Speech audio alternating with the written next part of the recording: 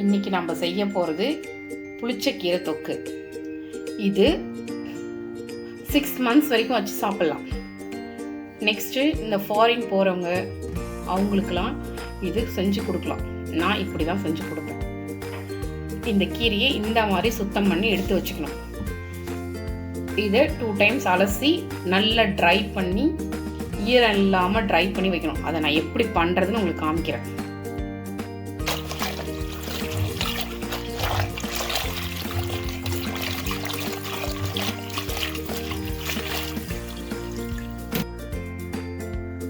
இந்த மாதிரி அலசி ட்ரை பண்ணிக்கோங்க. இதுக்கப்புறம் ஒரு கிளாத்தில் ஸ்ப்ரெட் பண்ணி ட்ரை பண்ணணும். இப்போ நான் உங்களுக்கு அதையும் காமிக்கிறேன். இந்த மாதிரி கிளாத்தில் நல்லா ஸ்ப்ரெட் பண்ணி ட்ரை பண்ணிக்கோங்க. ஈரமே இருக்கக்கூடாது. அந்த அளவுக்கு ஒரு 2 hours 1 hours எப்படி உங்களுக்கு வசதிப்படுமோ நல்லா உணர விட்டு தண்ணியை ஊற்றி எடுத்துக்கணும். ட்ரையாக ஆயிடணும் கீரை, அவ்வளோதான். சீரகம் 1 ஸ்பூன், மல்லி 1 ஸ்பூன், வெந்தயம் 1 ஸ்பூன், கடுகு 1/2 ஸ்பூன், பூண்டு ஒரு கைப்பிடி அளவு பூண்டு, மிளகாய் 10 மிளகாய், காய்ந்த மிளகாய், இதெல்லாம் வறுத்துட்டு இது எண்ணெயில் ரெண்டுத்தையும் வதக்க போகிறோம். அதுக்கப்புறம் கீரையும் வதக்கணும் எண்ணெயில். ஹிந்துஸ் வேல்யூ கடாய் வச்சுருக்கேன், இரும்பு கடாய் வச்சு அதில் இதை ஃபஸ்ட்டு ட்ரையாக வதக்க போகிறேன். ஃபஸ்ட்டு இந்த 4 பொருளையும் ட்ரையாக வதக்க போகிறேன். அதுக்கப்புறம் இந்த 2 பொருளையும் எண்ணெய் ஊற்றி வதக்க போகிறேன். இது கீரையும் எண்ணெய் ஊற்றி தான் வதக்க போகிறேன். ஃபஸ்ட்டு ட்ரையாக வதக்கிறத உங்களுக்கு காமிக்கிறேன்.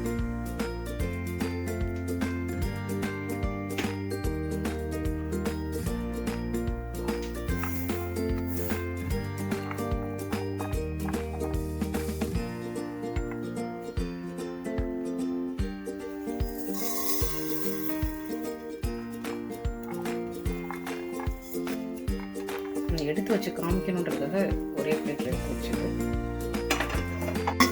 கடுகு பொரியும், மற்றெல்லாம் லைட்டாக தவக்கும். அந்த டைம் வரைக்கும் நம்ம வறுத்து எடுத்துட்டு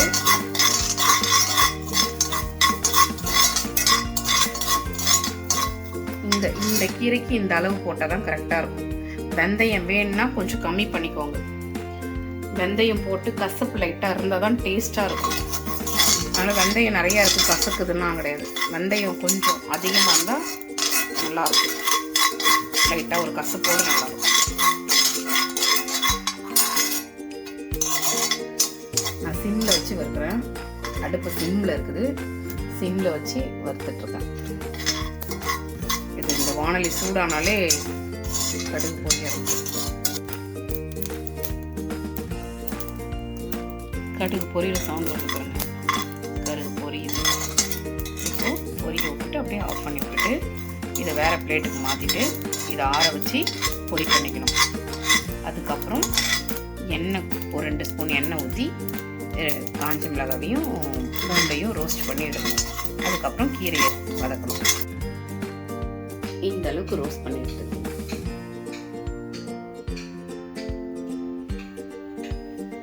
கடலை எண்ணெய் 2 ஸ்பூன் போடுறேன். 2 ஸ்பூன் கடலை எண்ணெய்.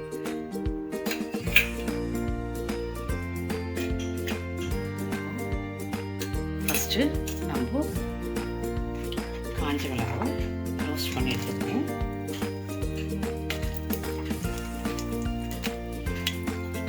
நல்லா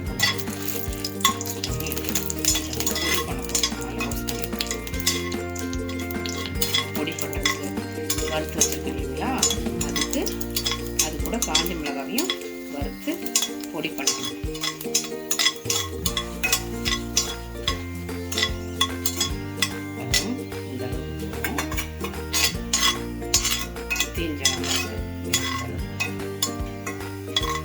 தெரியுங்களா,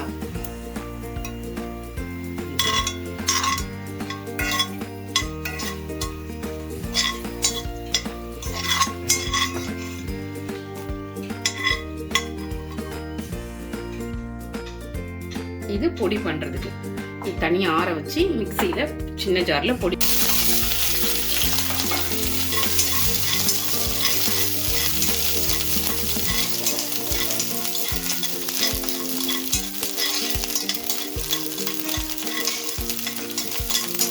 பூண்டு கூட நான் சொல்ல மறந்துட்டேன், பூண்டு கூட புளி போடணும். இந்த அளவுக்கு ஒரு நெல்லிக்காய் சைஸ் அளவுக்கு, ஒரு தோப்பு நெல்லிக்காய் இருக்கல்ல, பெரிய நெல்லிக்காய், அந்த நெல்லிக்காய், சின்ன நெல்லிக்காய், அந்த நெல்லிக்காயில் சின்ன சைஸ் நெல்லிக்காய் அளவுக்கு போடும்.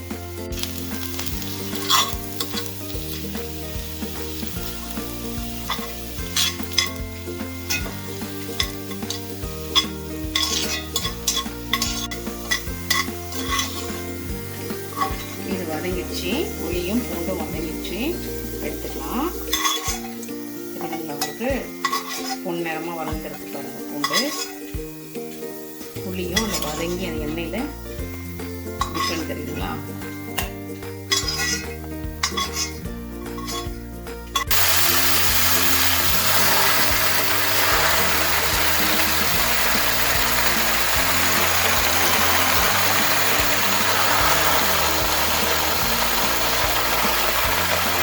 இந்த அளவுக்கு இல்லையா, எவ்வளோ வந்து பாருங்க.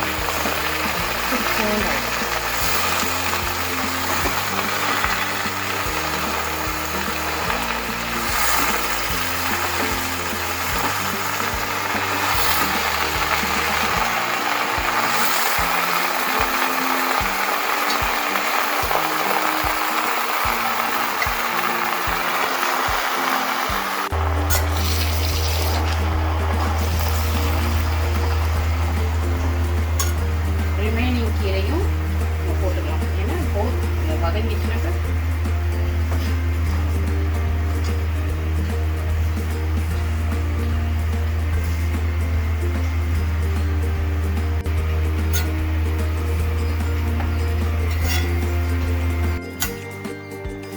அவ்வளோ கீரை போட்டோம். எவ்வளோ வந்துருக்கு பாருங்க. இன்னும் நல்லா இந்த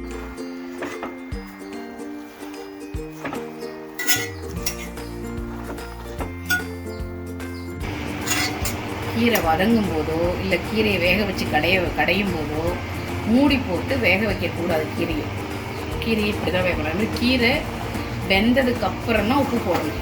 கீரை வெந்துட்டு இருக்குது, வதங்கிட்டு இருக்கு. இப்போ இது வெந்ததுக்கு அப்புறம் தான் உப்பு போடணும். கீரைக்கு இதுதான் ஃபாலோ பண்ணுங்க. மூடி போட்டு வேக வைக்கக்கூடாது. உப்பு வந்து வெந்ததுக்கு அப்புறம் தான் கீரைக்கு போடணும். வானல் வழி கீரை போட்ட இவ்வளோ வந்துருக்கா. இப்போது இந்த அளவுக்கு வதங்கினதுக்கப்புறம் இந்த தண்ணிலாம் ட்ரை ஆகிற வரைக்கும் நம்ம வெயிட் பண்ணணும். ஓகேவா? வதங்கிடுச்சு.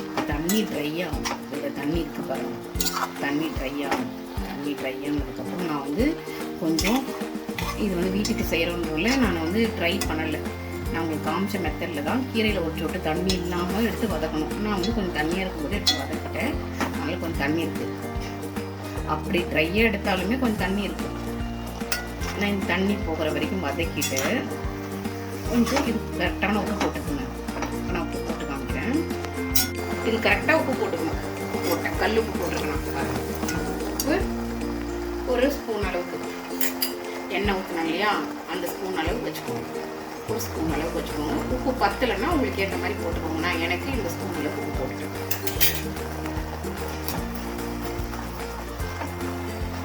நல்லா ஆற வச்சுருவோம். கொஞ்சம் தண்ணியோடு தான் இருக்குது. நான் வந்து வீட்டுக்கு சேர்க்க அப்புறம் கசப்பு எடுத்துக்கொண்டனால நான் ஆஃப் பண்ணிட்டேன். ஆக்சுவலாக தண்ணி இல்லாமல் தான் எடுக்கணும். இது வெளியில் நீங்கள் செய்கிறதா இருந்தால் இந்த அளவுக்கு வதக்கி எடுத்துக்கிட்டு ஆற வச்சு மிக்சியில் போட்டு அரைக்கணும். இப்போ ஆறட்டும், சூடாக இருக்குது, ஆறட்டும். ஆறி மிக்சியில் போட்டு அரைச்சி இதை எடுத்துக்கணும். இதை மிக்சியில் பொடி பண்ணிக்கணும். மிக்சியில் பொடி பண்ணி எடுத்துக்கணும். பூண்டை 1க்கு 3 நல்லா தட்டி எடுத்துக்கணும். காஞ்ச மிளகாவை ஒரு மிளகாவை 3 கட் பண்ணி எடுத்துக்கணும். நான் உங்களுக்கு கட் பண்ணிவிட்டு காமிக்கிறேன். இதெல்லாம் அரைச்சிட்டு உங்களுக்கு காமிக்கிறேன். தாளிக்கும் போது உங்களுக்கு காமிக்கிறேன். தாளிக்கிறதுக்கு கடுகு 1 ஸ்பூன், காஞ்ச மிளகாய் ஒரு 8 காஞ்ச மிளகாய் எடுத்து ஒரு மிளகாயை 3 கட் பண்ணி வச்சுருக்கேன். பூண்டு ஒரு 20 பல்லு பூண்டு எடுத்து தட்டி வச்சுருக்கேன். இப்போது தாளிச்சிட்டு பூண்டை பொன் நிறமாக வறுக்கணும். அப்போ தான் இந்த கீரைக்கு டேஸ்ட் கொடுக்கும். நான் கீரையில் பூண்டு ஆல்ரெடி முழுசாக போட்டிருக்கேன், அது அரைக்கிறதுக்கு போட்டிருக்கேன். இது பூண்டு தாளித்து வதக்கி நல்லா பொன்முருளாக வதக்கினா இது ஒரு டேஸ்ட் கிடைக்கும், அதுக்காக இதை போட்டிருக்கேன். இப்போ நான் தாளிக்கிறது இதெல்லாம் அரைச்சி எடுத்துகிட்டு வந்து தாளிக்கிறது எப்படின்னு காமிக்கிறேன்.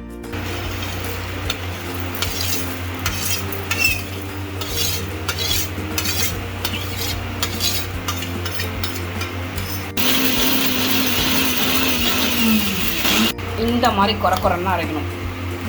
இந்த பல்ஸ் மோடில் தான் வச்சு அரைக்கணும். இங்கே பாருங்கள், இந்த மாதிரி தான் அரைக்கணும்.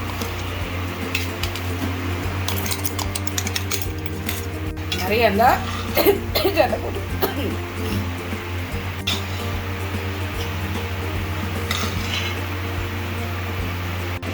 மிக்சியில் போட்டாச்சு. கொஞ்சம் இந்த மாதிரி அரைச்சிக்கிட்டு இப்போ நெக்ஸ்ட் அரைக்கிறத பல்ஸ் மோடில் ஒன்றும் பாதியமாக அரைச்சிக்கலாம். இப்போ இதை வந்து கொஞ்சம் குறைப்பாக அரைச்சிக்கலாம்.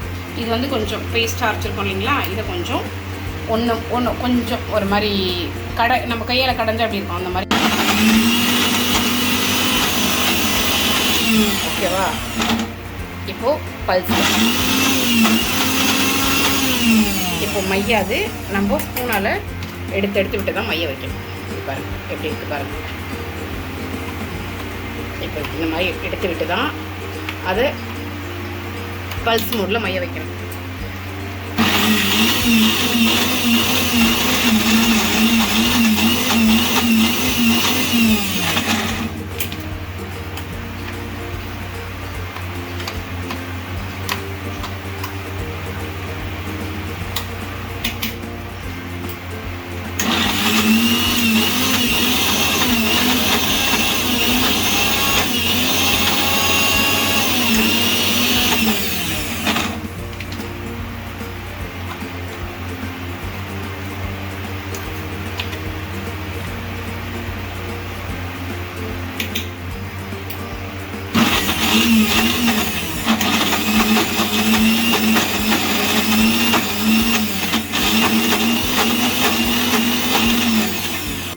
இந்த அளவுக்கு தான் இருக்கும், அப்போ தான் சாப்பிடும்போது நல்லாயிருக்கும். ரொம்ப அரைஞ்சிச்சுன்னா ஒரு மாதிரி கசப்பு தட்டும். ஓகேவா?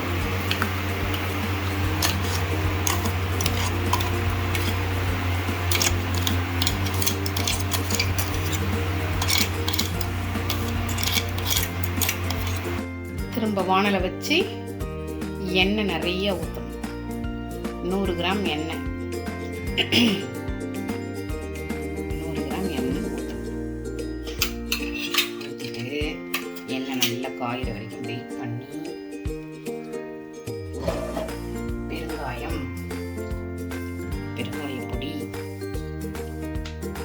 ஒரு 1/2 ஸ்பூன் பெருங்காய பொடி. எண்ணெய் காயிட்டும். ஆக்சுவலாக வடகம் போட்டு தாளிச்சு உடனே சாப்பிட்டுக்கலாம், 1 மாதம் கூட வச்சுக்கலாம்.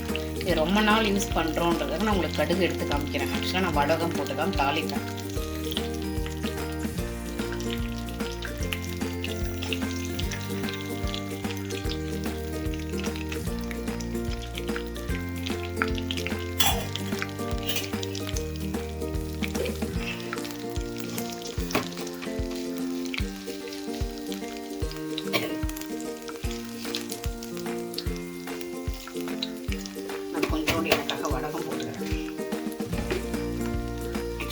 ரொம்ப நாள் யூஸ் பண்ணுறதுக்கு கடுகு போட்டு தான் தாளிக்கணும்.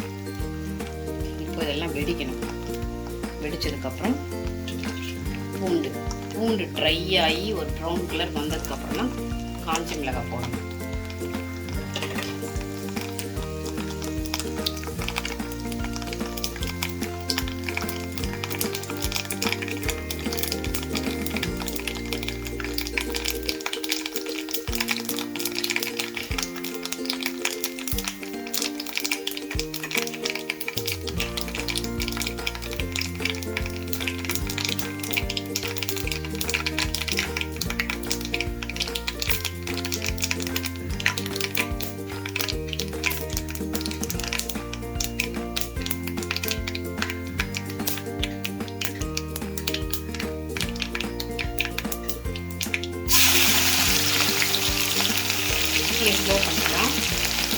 ஃபஸ்ட்டு தீயை ஸ்லோ பண்ணிக்கணும்.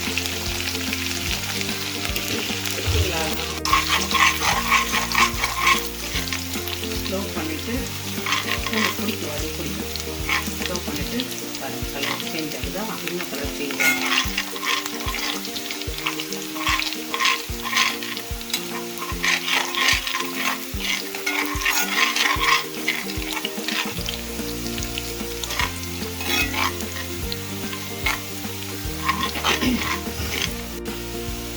கலர் சேஞ்ச் ஆகுது, இன்னும் கொஞ்சம் நேரம்.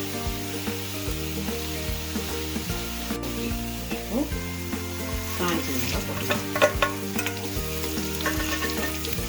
காஞ்சி மிளகாய் போட்ட பின்னாடி நம்ம பெருங்காயம் பொடியை போடணும்.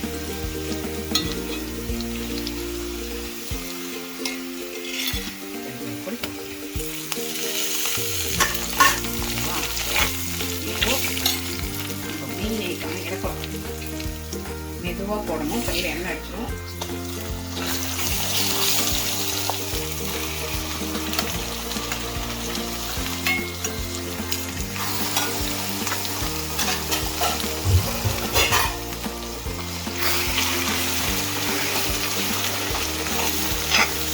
சிம்லேயே வச்சு வதக்க வேண்டாம், சிம்லேயே வச்சு வதக்கிட்டு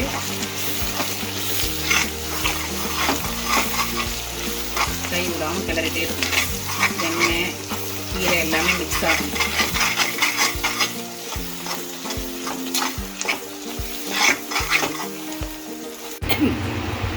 நூறு கிராம் எண்ணெயும் இழுத்துக்குச்சு. நான் கடலை எண்ணெய் ஊற்றினேன், 100 கிராம் கடலை எண்ணெயும் இழுத்துக்குச்சு. வேணா கொஞ்சம் எண்ணெய் போட்டுக்கலாம்.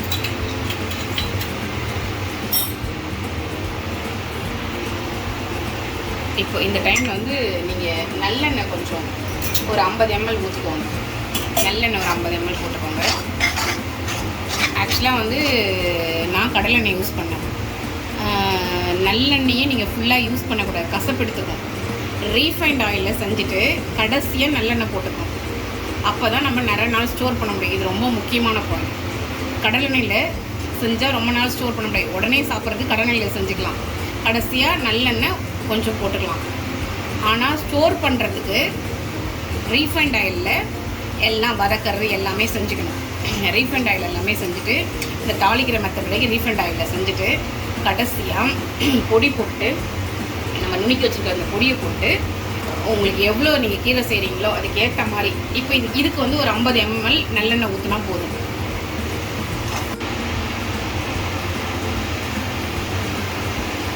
ஃபுல் பொடியுமே போட்டுற வேண்டியதான், கரெக்டாக இருக்கும். நான் சொன்ன அளவே யூஸ் பண்ணுங்கள், நல்லாயிருக்கும். எனக்கு பொடியை போட்டுட்டு நல்லா கலரி விடணும். சிம்லே தான் இருக்கணும் அடுப்பு. நல்லா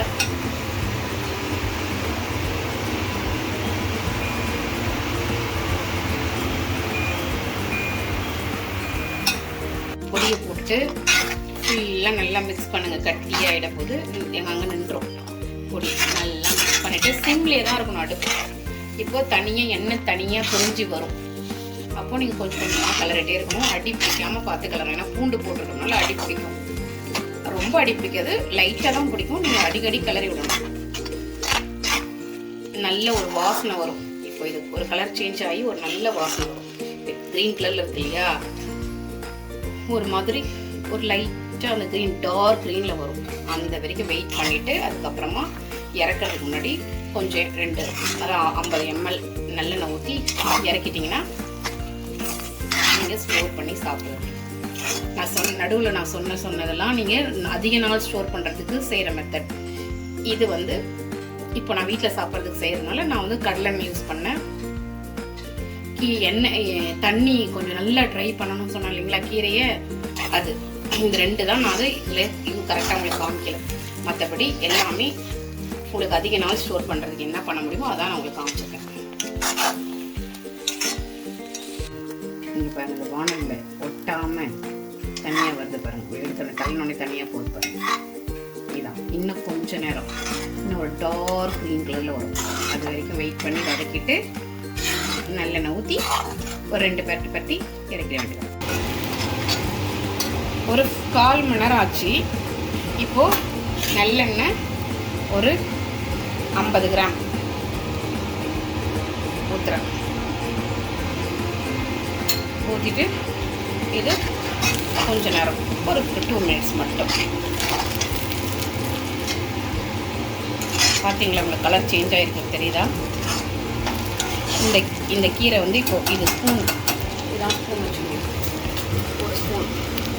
இப்போ ஒருத்தவங்க சாப்பிட்றாங்க, அவங்களுக்கு ஒரு சாதம் போட்டிருக்கீங்க, அவங்களுக்கு இவ்வளோ போட்டால் போதும், இவ்வளோ போட்டால் போதும் கீரை சாப்பிட்றதுக்கு.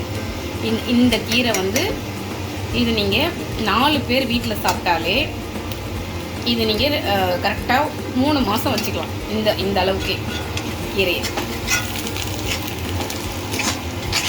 இந்த கீரை நீங்கள் வாரத்தில் 1 நாள் சாப்பிட்றீங்க, இல்லை வாரத்தில் 2 நாள் சாப்பிட்றீங்கனாலே உங்களுக்கு குறைஞ்சபட்சம் 3 மாதம் வரும் இந்த குவான்டிட்டி. இதை ஸ்டோர் பண்ணி வச்சுட்டிங்கன்னா நீங்களுக்கு அர்ஜெண்ட்டாக இருக்கிற டைமில் இதை யூஸ் பண்ணிக்கலாம். இந்த கீரையை பிசைஞ்சு லஞ்ச் பாக்ஸுக்கு எடுத்துகிட்டு போயிடலாம். நீங்கள் பிசையும் போது, சாதம் பிசையும் போது சாதத்தில் கொஞ்சம் நல்லெண்ணெய் ஊற்றிட்டு கீரையை போட்டு பிசைஞ்சிங்கன்னா இது லஞ்ச் பாக்ஸுக்கு கரெக்டான புளியோதரை மாதிரி, இது கரெக்டாக இருக்கும், புளியோதரை மாதிரி இருக்கும். இந்த புளிச்சக்கீரை கூட நீங்கள் லஞ்ச் பாக்ஸ் எடுத்துகிட்டு போகும்போது, நான் இதுக்கு முன்னாடி ஒரு மாங்காய், பச்சை மாங்காய், பச்சை பூண்டு, ஒரு ஊறுகாய் போட்டிருப்பேன். அதை இது கூட தொட்டு சாப்பிட்டு பாருங்கள், அல்டிமேட்டாக இருக்கும்.